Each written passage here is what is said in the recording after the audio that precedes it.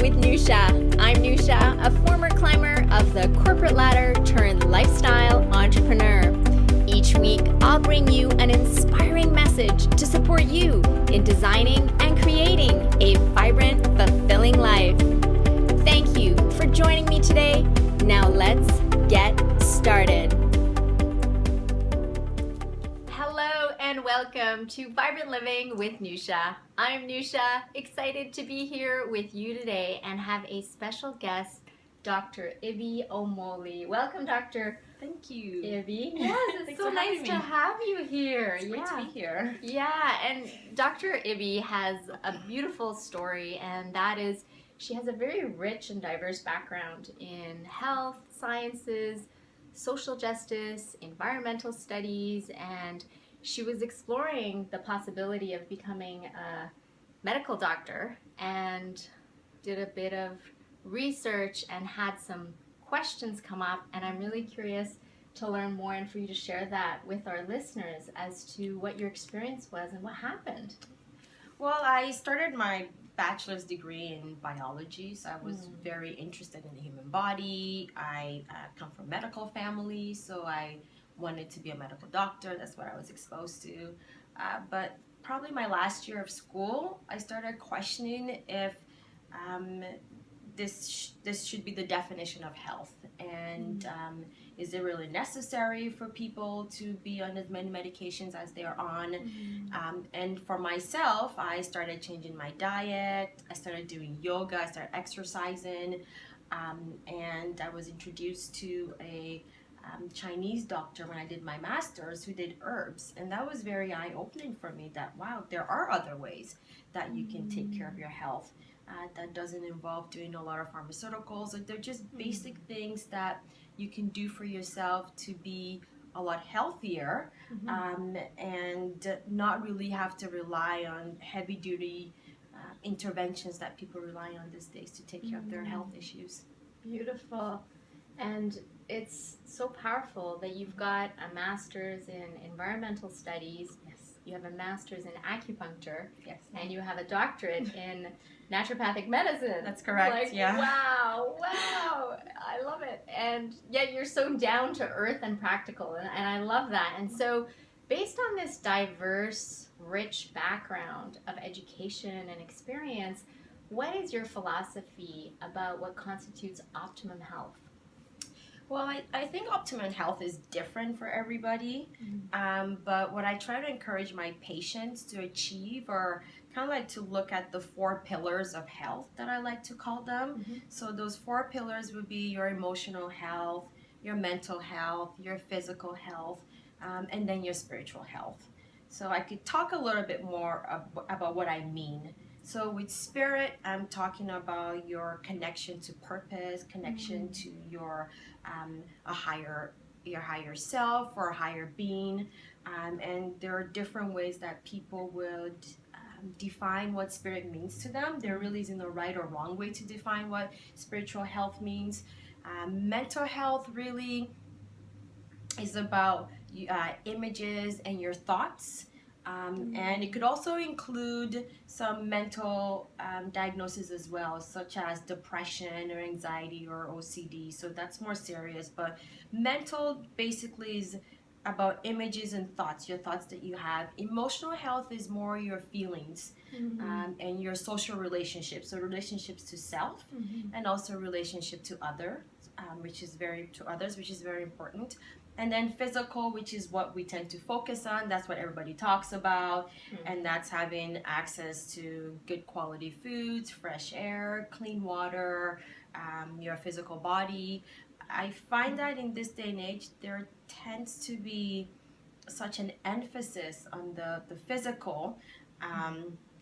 People may or may not get into the mental, but definitely emotional and spiritual. That seems to be a no-go space where lots of people don't actually explore.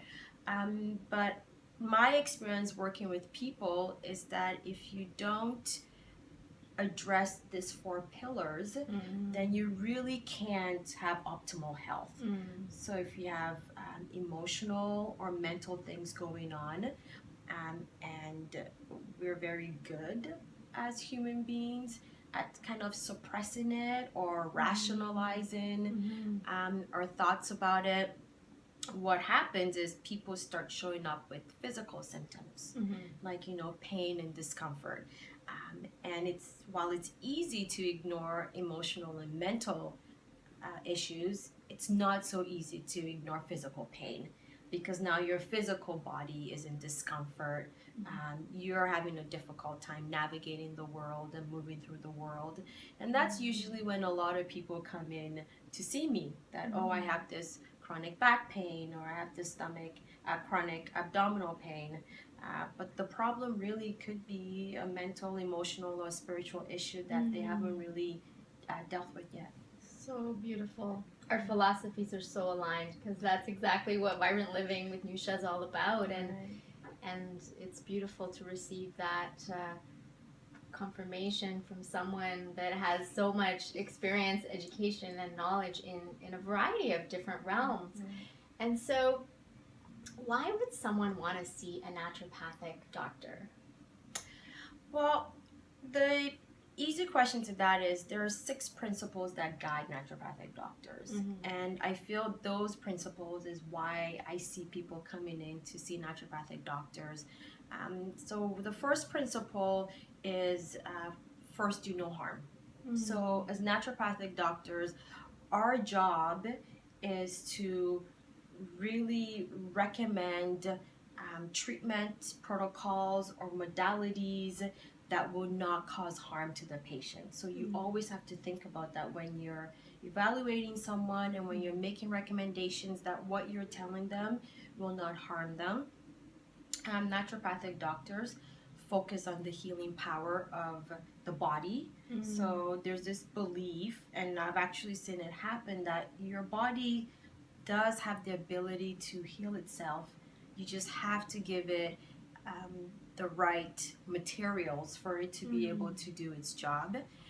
Naturopathic doctors focus on prevention. So if you know that you want to be proactive with your health, if you know that you want to find a way to prevent disease and to have a good quality of life, and that's what this is really about. It's not about not just being sick, it's actually about having a good quality of life. So you could really participate fully in your life and your experience. Then a naturopathic doctor would be a good fit for you. Naturopathic doctors have a principle, doctor as teacher. So part of our job, part of my job anyways as a naturopathic doctor, is to teach my clients, to educate them. And by educating people, you're ultimately empowering them to make better choices about their health and also the health of their loved ones. Another principle that we have as naturopathic doctors is find the root cause and treat it. So I'll give you a good example. I have people come in and maybe they have high blood pressure, right? They go to their conventional practitioner and they prescribe you a drug that's supposed to bring your blood pressure down. However, in that process, the investigation really hasn't been done to find out why do you have high blood pressure. So I have lots of people that say, oh, I used to have high blood pressure, but I'm cured. I no longer have it. Well, that's not true, because if you stop taking your medication, then your blood pressure will go back up. Right. So you're actually not cured. You've just suppressed the symptom. And as naturopathic doctors, our job is to actually make sure we find the root cause. And then when you address the root cause, then you could actually be permanently cured, or you can, then you could say that you're cured once you find out why you have high blood pressure. So is it because of a family history, which in reality is a small amount of people. For a lot of people, it really has to do with diet and lifestyle. So eating better, exercising. If most people do that, they are able to get their blood pressure under control without having to do any medication. And then for some people, they do need to add in high quality pharmaceutical grade supplements, and that usually does help them control their blood pressure without having to be on pharmaceutical agents. Beautiful. Wow. So these are the principles of naturopathic medicine, and based on those principles, what I'm hearing is it's a very grassroots approach. Yeah, it is.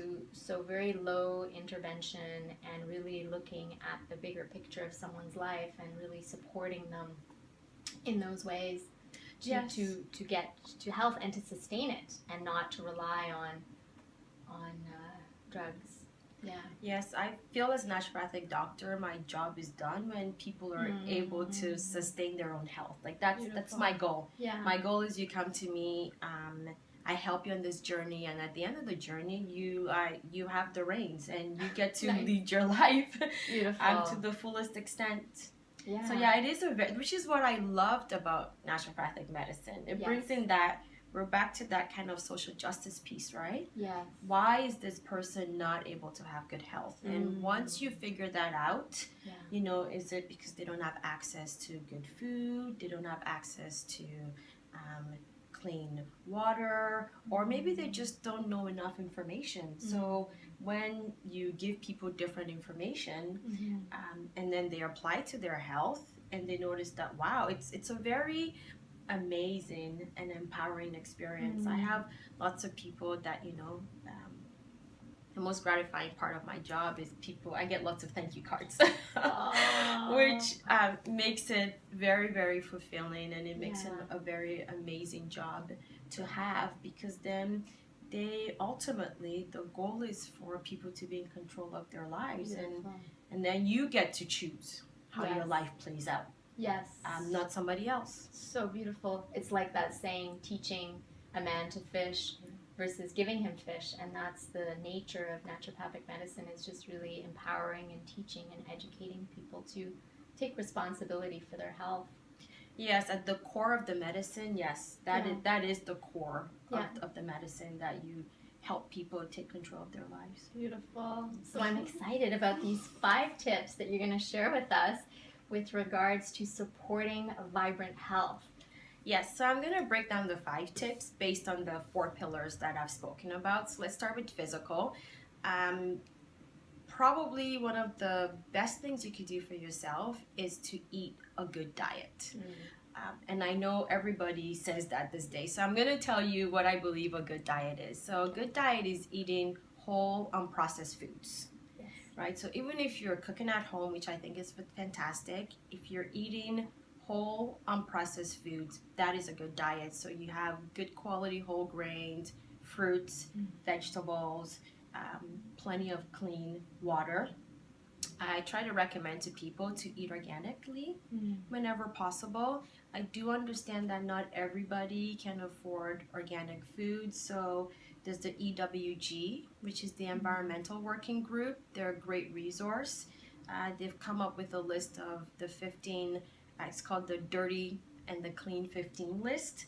So whenever you're grocery shopping, make sure that at the 15 on the dirty list, that's what you buy organically. So examples would be strawberries, imported grapes, peaches, I believe peppers on that list. And then the clean 15, those are the foods that you can buy, you know, that are not organic and they don't have a lot of pesticides or residues on them. Beautiful.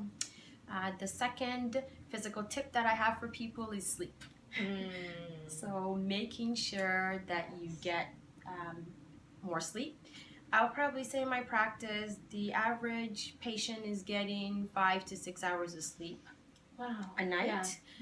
While it's okay for you to do that once in a while, it's actually not a good idea for that to be your regular pattern. So we're talking about chronic sleep deprivation, and that has been linked to a whole host of health issues, such as difficulties losing weight, or on the other hand, actually gaining weight. If you don't have enough sleep, it affects your brain function. If you don't have enough sleep, it affects your immune system. If you don't have enough sleep, you know, it could even affect the way you perceive pain if you're in a lot of pain, or the way you see the world. So as a mama of 2 kids, I know firsthand what sleep deprivation is like. So I really encourage you to get 7 to 8 hours of sleep a night. That's how much people need, and make it good quality restorative sleep as well.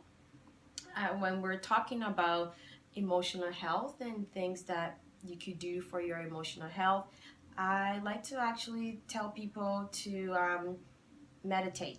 And also make better choices in our lives. And I know that you were mentioning with this tip that the emotional health, it starts with us being strong within ourselves, but also making some good choices in who we connect with and who we associate with outside of ourselves. Yes, so definitely your connection to others and your connection to yourself, making sure you have healthy relationships. If you are in relationships that are not so healthy or toxic, maybe it's time to reevaluate those friendships and those relationships. Yeah. But I definitely find if you surround yourself with positive people, and I know our Vibrant Living community, is a very great community and positive community. You. So that's what you want to do. You want to surround yourself with great people, which is why Nousha is so vibrant and amazing, because she's filled with positivity, which is absolutely incredible. Thank you. And so the people you surround yourself with eventually start affecting the way you see yourself and the way you perceive the world.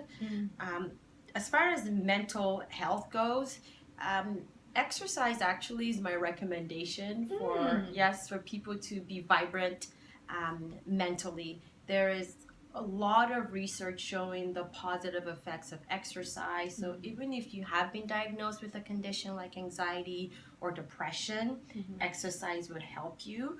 And even if you've not been diagnosed, I recommend to people to just move. So we're not talking you have to join a gym and be at the gym for an hour or two every day, but just any kind of movement for at least 30 minutes a day.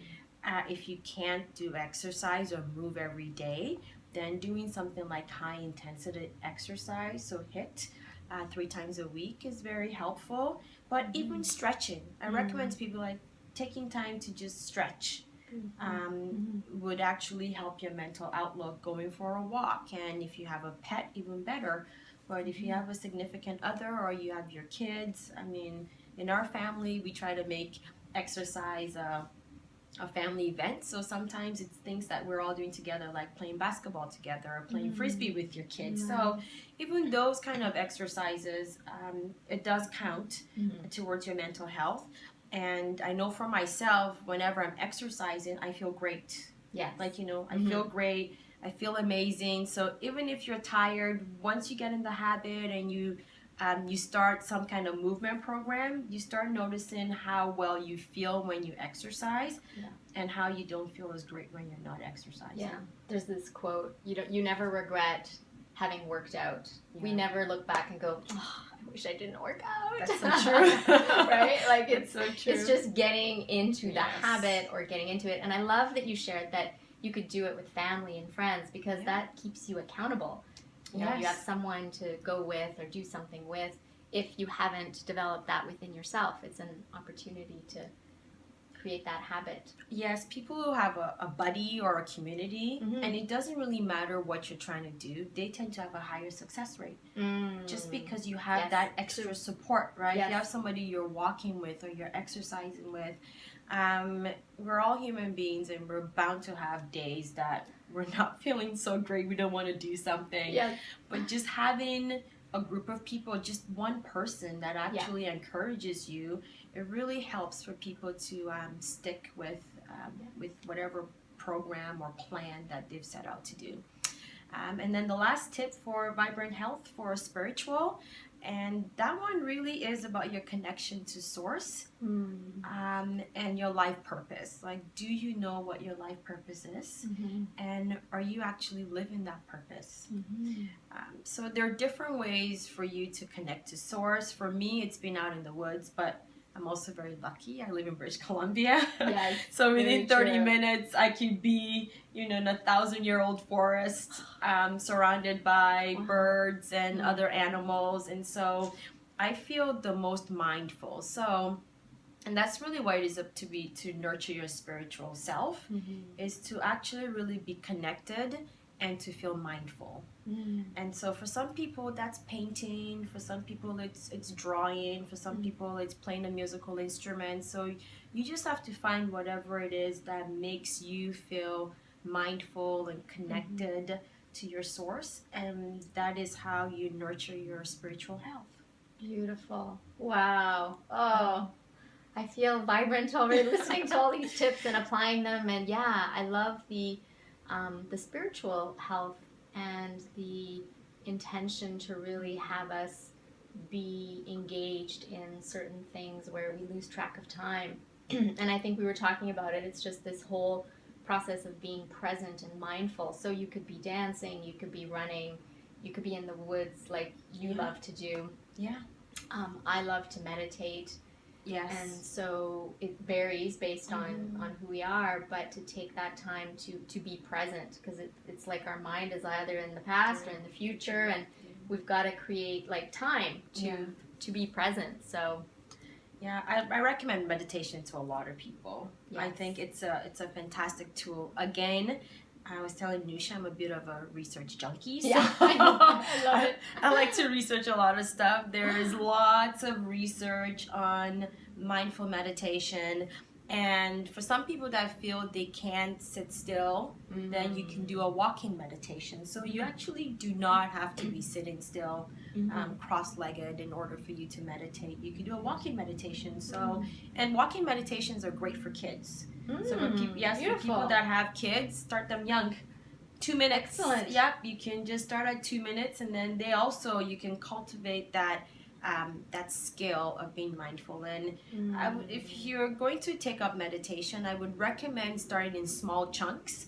So 5 minutes in the morning, 5 minutes at night, and then you find out over time you actually do learn the skills, and you are able to quiet your mind, and you are able to be at peace. And within weeks, you may even surprise yourself. You could be meditating for 30 minutes at a time. So that would be my tip for being successful at meditating, is start small and build up. I've had that personal experience when I was first introduced to meditation. I thought, I want to do something active. I don't want to just sit there and watch my thoughts. And it's interesting what you say. That's exactly what happened. Is I started small, and then I really loved that feeling. And so I would sit down again and do it again and again. And slowly it started to increase. So it's very, very true. Yes. Beautiful. Thank you so much for these tips. And I'm really excited because Dr. Ibby has prepared an ebook for us, for the listeners of Vibrant Living with Nousha. And I'm really excited for you all to enjoy that. It's a gift. Thank you so much for that. And also, she's very generously offered a 15-minute phone consult for anyone who's interested. And you can find all her information at NoushaBehbahanian.com in the resources section. Dr. Ibby is one of our vibrant community service partners, and really excited to have you here, have you share, and really appreciate you taking the time. I know you have a thriving practice. You have 2 boys that you're raising with your husband, and then on top of that, you're core faculty for Boucher Naturopathic School of Medicine, and that's like a full plate, and yet you find the time to support and make a difference in the community. So thank you so much for your time, Dr. Ibby. Thank you very much for having me. It's been great. It's a pleasure. And by the way, Dr. Ibby is also on our Vibrant Living community, so you can also connect with her there and ask any questions that you may have. And friends, it's been a pleasure to be here with you today to have this conversation.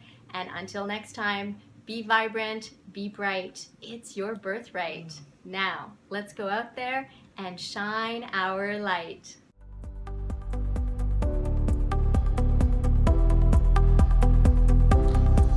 Thank you for investing this time with me on the Vibrant Living with Nousha podcast. I'm so glad that you joined our conversation. If you would take 2 minutes to positively impact someone's life by sharing this episode, that would be wonderful. leave us a review by visiting iTunes. Let us know what you enjoy and what you'd like to see more of. It will support us on our journey to causing a worldwide epidemic of vibrant living. Until next time, be vibrant, be bright. It's your birthright. Now, let's go out there and shine our light.